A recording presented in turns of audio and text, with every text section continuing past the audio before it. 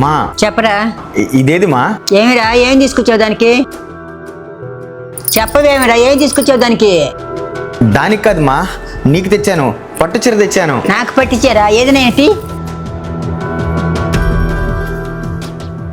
నీకు ఈ చీర చాలా బాగుంటుంది మా, ఇదిగో. అదేంద్రదే, కోడలి పిల్లకి ఏం తీసుకురాలేదా? అది ఇంకెప్పుడైనా తీసుకొస్తాలేమా. ఏమే కోడలి పిల్ల, ఈ పట్టు చీర చాలా చాలా బాగుంది. అవునత్తమ్మా, మీకు కాఫీ తీసుకొస్తాను. సరే.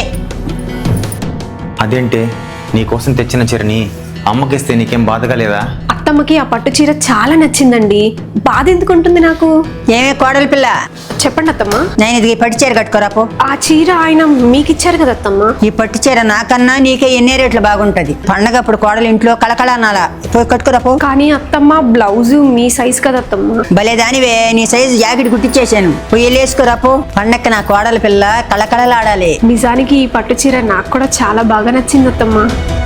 ఎవరికి రాసి పెట్టిన వాళ్ళకే దక్కుతుంది నాయనా.